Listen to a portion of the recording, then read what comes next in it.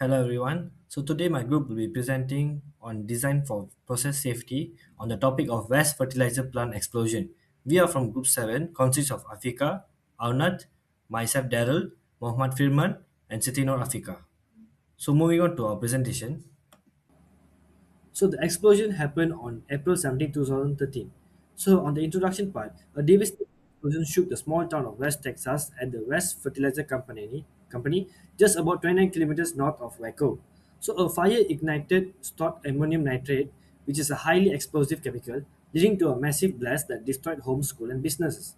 This disaster tragically claimed multiple lives and injured hundreds. Beyond the immediate, this incident became a powerful reminder of the dangers of improper chemical storage, the importance of industrial safety, and the need for a strong emergency preparedness. It remains a crucial lesson for communities and industries alike. Hi, good day. And today I'll be presenting on the description of the incident for the West Fertilizer plant explosion. So we have three types of description. First of all is the cause, second is the impact, and third is the lesson learned. So mainly the cause of this explosion is because of the fire broke out at the fertilizer storage facility. Secondly is due to the presence of ammonium nitrate, which is highly an explosive chemical. And thirdly, it is the heat which from the fire that triggered the explosion. So for this accident, what are the contributing factors? First of all is the improper storage of the flammable building. Secondly is a lack of safety system which caused this fire breakout. Third is the poor and hazard awareness among the accident. So moving on to the second description of the accident, which is the impact. So what are the injuries and fatalities in this accident? First of all, there are 15 deaths, mostly firefighters who came for help. Secondly, we have 160 to 200 plus count, which have been injured, and the injured are caused by burns, blast injuries, and debris impact. So what are the damages has been happened? More than 150 plus buildings has been destroyed and damaged, which includes home, school, and nursing home. So the next description of the accident is the lesson learned. So first of all, we have to know that a proper storage of hazardous chemicals is very important. And adding on into that is the stronger and safety regulations. It is also good to have better emergency response training and also to keep hazardous sites away from residential area. Most importantly, it is crucial for people around them to know that the importance of evacuation planning. I'll pass it to my next member. Thank you. For the chemical reactivity section, the main substance involved in a waste fertilizer explosion is ammonium nitrate, with the chemical formula NH4NO3. Ammonium nitrate is widely used as a fertilizer, but is chemical unstable when exposed to a high temperature. Under normal condition, it undergoes a slow decomposition reaction and produces a nitrous oxide and water vapor.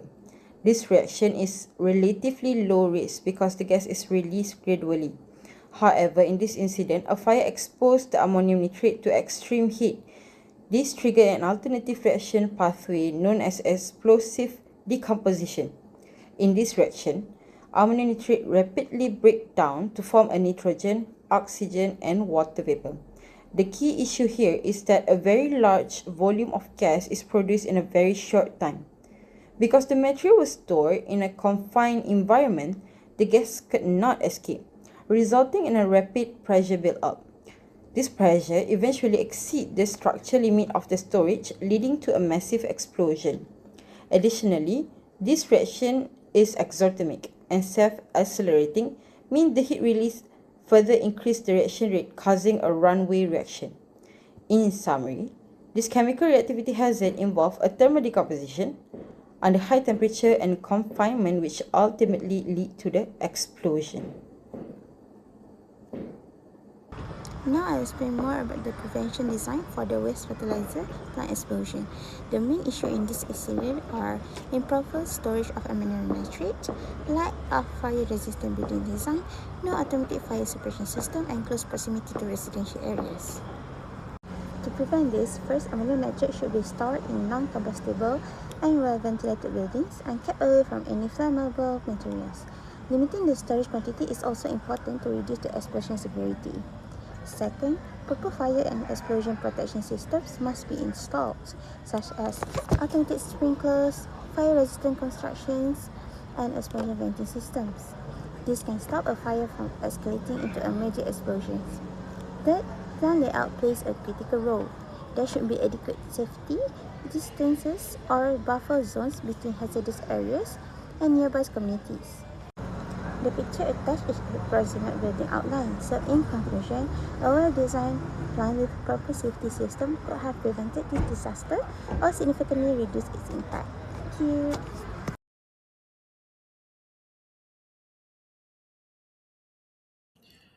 Using a chemical reactivity worksheet analysis, the main substance involved is ammonium nitrate. It is classified as a strong oxidizer, meaning it does not burn itself but significantly enhances combustion and fire intensity.